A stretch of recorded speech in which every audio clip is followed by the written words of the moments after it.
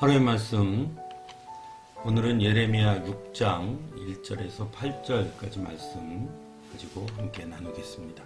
성경 봉독합니다. 너희 베냐민 자손아, 예루살렘에서 도망쳐 나와서 피하여라. 너희는 드고아에서 나팔을 불고 베닥게렘에서는 봉합불을 올려라. 재앙과 파멸이 북쪽에서 밀려온다.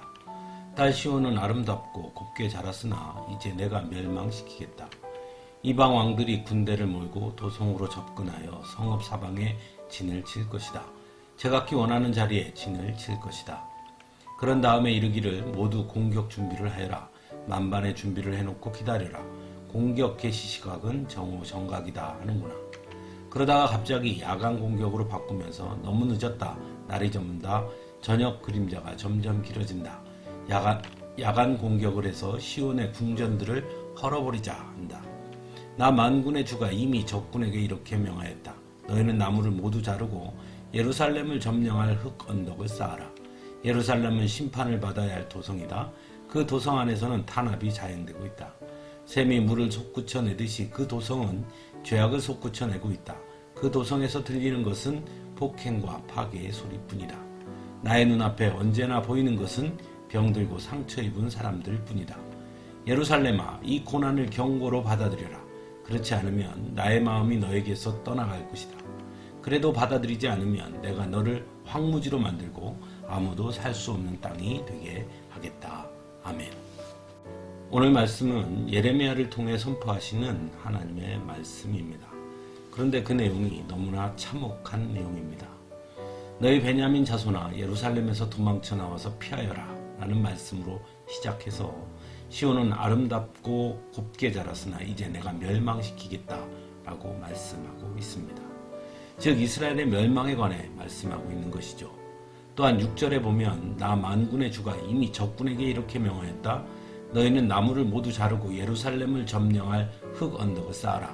예루살렘은 심판을 받아야 할 도성이다 라고 말씀하시므로 결국 이스라엘의 멸망이 하나님의 뜻임을 분명하게 전하고 있습니다.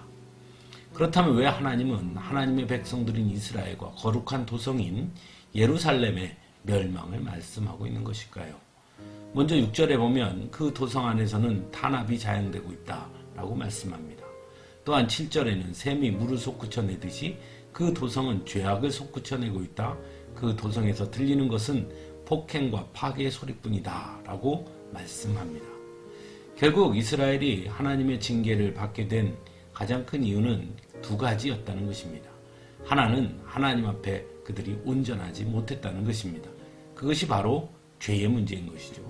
그리고 두 번째로는 이스라엘 공동체가 하나님의 주신 말씀처럼 연약한 자들과 함께 공존하는 공동체성을 상실한 채 힘과 권력이 지배하는 그런 공동체가 되었기 때문이라는 것입니다. 즉 사람들과의 관계도 깨어져 버렸다는 것이죠. 그리고 8절에서 예루살렘아, 이 고난을 경고로 받아들여라.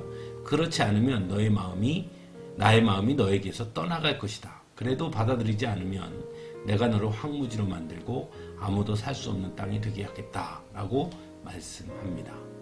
즉 예레미야를 통해 하신 이스라엘의 멸망에 관한 말씀이 최후의 심판이 아니라 경고라고 말씀하고 있는 것이죠. 그리고 그것은 하나님은 여전히 이스라엘을 사랑하고 있기 때문이라고 말씀합니다. 하지만 이스라엘이 이 경고를 온전하게 받아들이지 못한다면 하나님은 이스라엘을 떠나버릴 것이고, 그래도 깨닫지 못하면 결국 이스라엘은 완전히 멸망당하게 될 것이라고 말씀하고 있는 것입니다.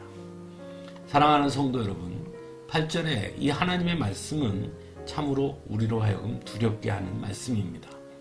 왜냐하면 우리는 하나님의 은혜와 사랑을 너무나 당연하게 여길 때가 있기 때문입니다.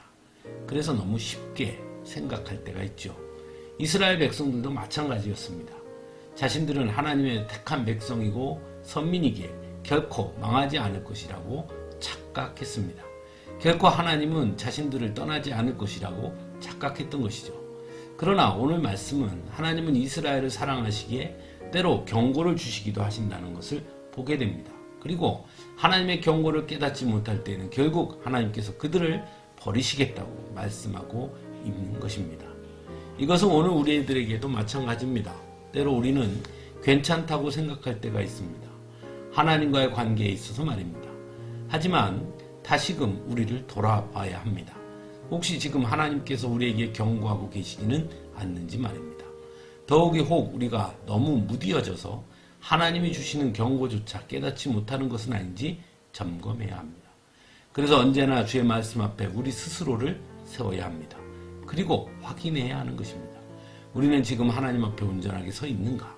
하나님께서 허락하신 우리의 이웃들과 성도들을 사랑으로 섬기고 있는가?